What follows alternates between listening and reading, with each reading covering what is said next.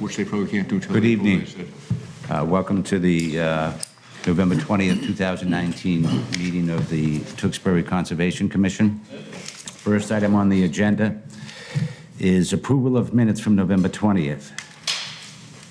Can I have a motion to approve the minutes of November 20th? Second? All those in favor? Aye. Chair votes aye as well. I'm going to run through all the continuances before we get to people that are here.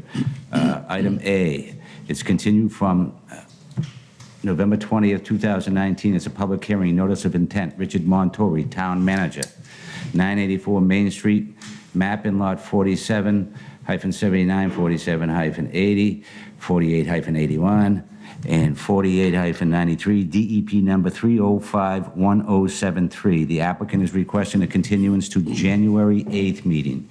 Can I have a motion to continue? I move. Second. All those in favor? Aye. Chair votes aye as well. Item B, continue from November 20th, 2019, public hearing, notice of intent, John Faneros, ACC Realty, 1037 North Street, and 1547, 1553, 1563, Andover Street, map 39, lots 45 through 48, DEP number 3051077. The applicant has requested a continuance to December 18th. Can I have a motion to that effect? So moved. Second? Okay, item D, continued from 11/20/2019, public hearing, abbreviated notice resource delineation, James Andella, Pine and Whipple LLC, 181 Pine Street, map 45, lot 1, lot 4 on the plan, DEP number 3051100. The applicant has requested a continuance to December 18th. Can I have a motion to that effect? So moved. Second? All those in favor? Aye. And chair votes aye as well.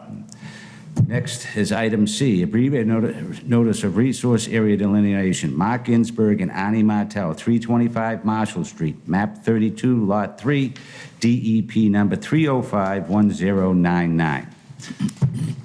Gentlemen, and before we can go forward, anybody that wants to speak is more than welcome. It is a public hearing. We are not here for what is being built. We are here just to determine the wetland area. Everybody okay with that? All righty. Okay, great. Floor is all yours. Jim Hanley with Civil Design Consultants. As you mentioned, we're here for an ANRAD, which, again, just for the people in the audience or maybe watching on TV, all we're trying to do tonight is get an agreement on the location of the wetland flags and delineation of the wetland lines. So we can eventually do something on site. We know what our constraints are. So we have a DEP file number of 3051099. This afternoon, there's no comments online from DEP. The applicant is Mark Ginsburg and Tony Martel, both in front of you here tonight. And our location is 325 Main Street. Marshall Street. Marshall Street. I'm sorry? Marshall Street. 325 Marshall Street, yep, sorry. We are north of Whipple and south of Main Street. So these are the two plans we submitted to you. I just kind of cut them up and put them on here so you can see the whole site on one graphic.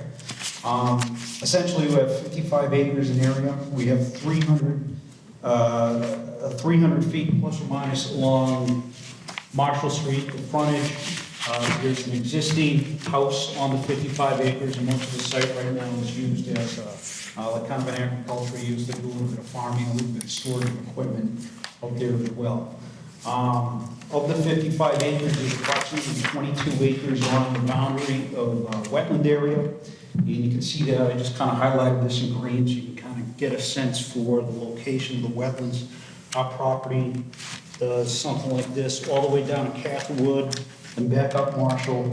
And then we have an overhead power line easement to the far eastern side of the property that's up through here off of Marshall Street. So to kind of give you an idea of where we stand, we made this submission, I think it was the last week of October. And Mr. Manuel and Stefania and Norse Environmental walked the site on November 7th. That was to confirm the location of the wetland flags. So there was a handful wetland flags that we needed to adjust. Out of that sidewalk came that handful of wetland flags, as well as a question relative to the presence of a potential perennial or intermittent stream. So I had done property work on this side of Marshall Street 4 years ago, give or take. We had the same question about the same stream at that point. So we responded back on November 15th. We provided a revised plan with all the flags that are revised. You can see that in front of you there. We also provided some information on the previous determination made specific to that stream. We had pictures of the stream bed dry. We also provided the reference to the order of conditions that was issued for that project, which was 305964, where they determined that it was actually an intermittent stream. We got review comments back from Mr. Manuel on the 19th, and we got this back in email form, which was good because we could just kind of try to address this up rather quickly. The bottom line was the wetland boundary is good. That was in his email. So he looked at all of our adjustments to all of the wetland flags that he needed to adjust, and he agreed with that. What he didn't agree with was our evidence relative to the intermittent stream that's on site.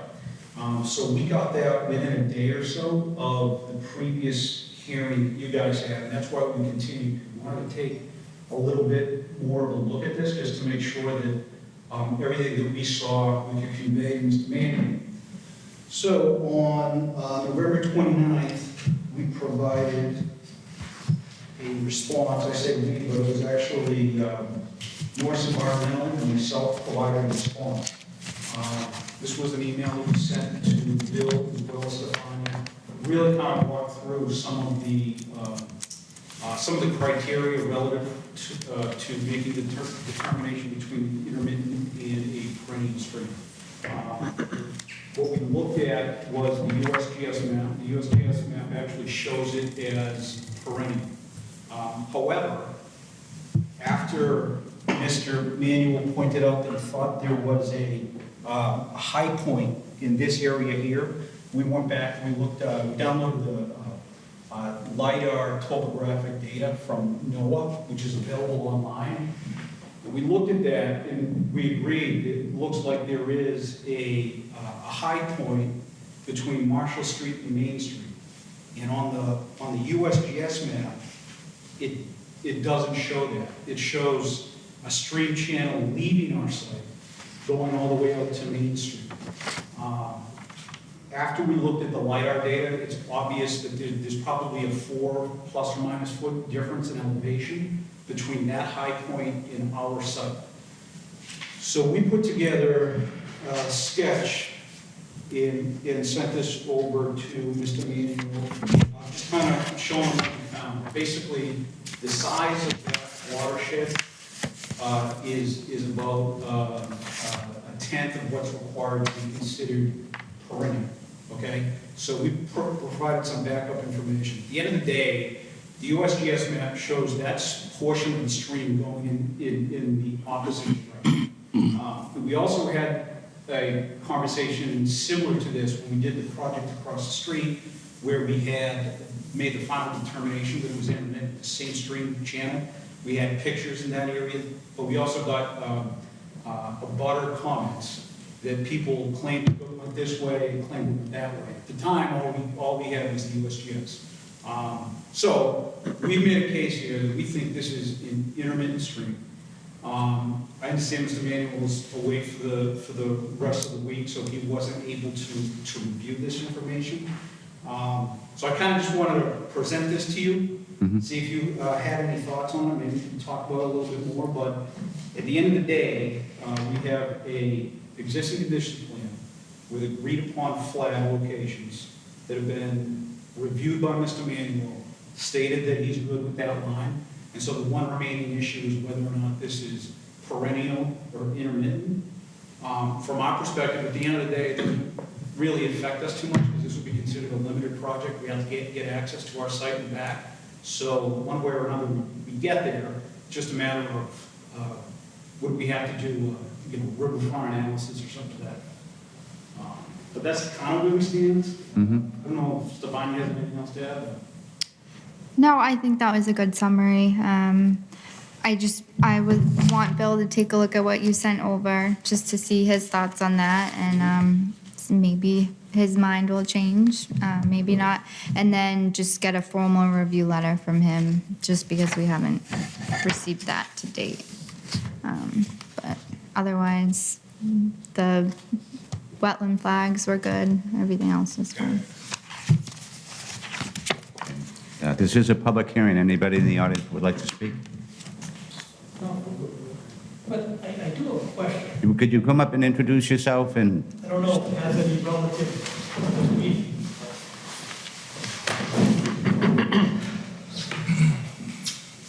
just state your name and address for the record?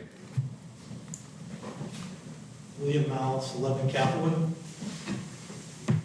I was just curious as to when they bring these companies in to make these delineations and look over the wetlands, what process is put through to the residents before that actually occurs?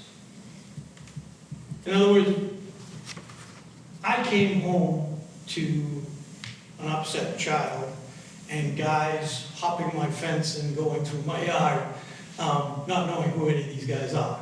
So, and that kind of bothered me. And then I'm wondering who's liable.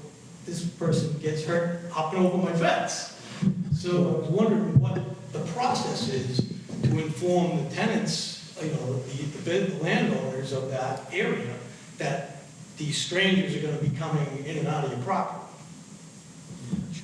So, yes, right. Inform that? I mean, where does the liability fall? If they get hurt on my property climbing over my fence, it's my insurance company they're going after, it's me they're going after, and I didn't give permission. Absolutely. For that to So I appreciate the concern, because I'd have the same thing if somebody was in my backyard. You can see Castlewood is down on the bottom left-hand side here. Our intention is only to flag what's on our property. When we get a couple hundred feet off the roadway, kind of gets tough to tell exactly where that line is. We do our best. We have it in the data collector, so that we have a sense for where we are, but when we're talking about a few feet, we're not that tight in the woods with that. So all we're trying to do is locate the wetlands that are on our property. We don't want to be on your property, and if we were, that shouldn't have happened. So I apologize for that, because that shouldn't have Yeah, happened. because there's 2 flags out there, so that's why. Yeah. And I was just concerned that, where does this fall? Shouldn't I have been notified? Because again, the liability falls on me if they get hurt, not on them. Unfortunately, this is a world where we're responsible for how we react and not for what we do. So We do a lot of this survey work, and so the surveyors by law have a right to be along that property line, even on your property. We try not to be. We make a best effort to do that. If we are, we try to give you notice. I'm not sure what happened there. Somebody should not have been hopping your fence. That should not have happened. 3 guys hopping my fence. Yeah, we had a 3-man crew, so that was us. Who So were you? Yeah. They were like, we're surveying the wetlands. yeah. Yeah, but if you get hurt on that Yeah, that person's should- fence or something happens there, I don't want to be sued. So that's why I'm asking the question, is what the format is for that to happen, because it wasn't just my property, it was all the budding properties, and I'm quite a ways down Capitol, almost to Whipple Road, so they've come a long way from where your site is. Yes. Yeah. Again, if we know we're going to be on somebody's property, we will reach out and attempt to notify you. It wasn't the intention. It was a mistake. All right, All right. cool. That's all. Thank you. You might want to instruct Bill if he goes back out there to notify him, so he's not hopping over fences either. Yeah, Bill tries to be very careful with that. He doesn't review lines if they're off the property, so I feel like everyone tries to do it. It can get a little tricky when the line it's right kind of there. No, I understand things happen in the heat of the moment, trying to get things done, but it just kind of bothered me. I have a daughter with special needs at home, and this strange guy's running around the yard. Totally freaked her out, And then on top of that, I'm saying to myself, well, even though it was an innocent kind of thing, if there was somebody to get hurt, who's holding back? So that's just kind of where the question. Right. Okay, anybody else in the audience like to speak? Seeing none. Board members, any questions? What's the total acreage on this site? 55 acres, And how many acres wet? approximately 22.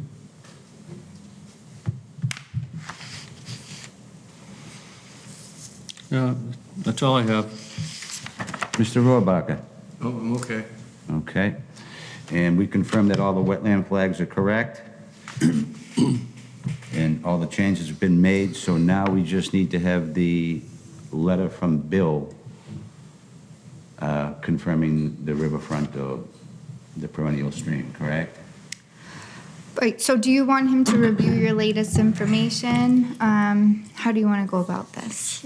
So I'm okay with the conditional, you know, if you want to close the hearing there, irrelevant, we're going to accept Bill's final letter. If he agrees, it's great. If he doesn't agree, we're going to move on anyway. So it's up to you. If you want to continue, you can continue, or if you want to close, we're going to be okay with his letter either way. I think we should continue till we get his formal letter, and at the next meeting, we'll take the action. You think we'll have a letter by the next meeting? We should. So will you provide revisions Yeah, so the only potential revision would be to just add the, showing the Okay. limit of the 200 foot on the Okay. plan, if that's what he, so yeah, we can provide that. But that, I mean, literally, we just need his input, we can do it. okay. So how quickly I think he gets his review letter back will be if you provide revisions like now, or if you wait Well, for him. I think I'd rather wait to hear Okay. his input on the All right. information he gave already. So if we can get that, when's Bill coming back? Monday. So what I can do is I can send him an email that just says, we're waiting for you to review the latest information, and then they'll provide revisions. And Should he agree, then if he agrees with Jim, then we don't gotta change nothing, obviously, Okay. right? If he Right. doesn't agree with Jim, then we're gonna make the adjustment to go along with that Okay. riverfront area. Right. Okay. So we'll kind of wait it out next week and say, I mean, it's not the 18th, the next meeting then, is that The 18th, 18. 3 weeks away, 2 weeks away, yeah. 2 weeks. So we'll just wait next week and see how it plays out and go from there. Okay. Either way, I'll keep the hearing open, just continue it, I guess, and. Yeah, and, I think that makes sense. Okay. All right. Could I get a motion to continue the public hearing for abbreviated notice of resource area delineation, Mark Ginsburg and Monty Martell, 325 Marshall Street, map 32, lot 3, DEP number 3051099. Can I have a motion to continue? So moved. December 18th. Great. Thank you. Thank you. All those in favor? Aye. Chair votes aye as well. All right, we got any old business, Nope. new business, Nope. administrators' reports? Nothing. Okay, I'll entertain a motion to adjourn. So moved. Second. All those in favor? Aye. Chair votes aye as well.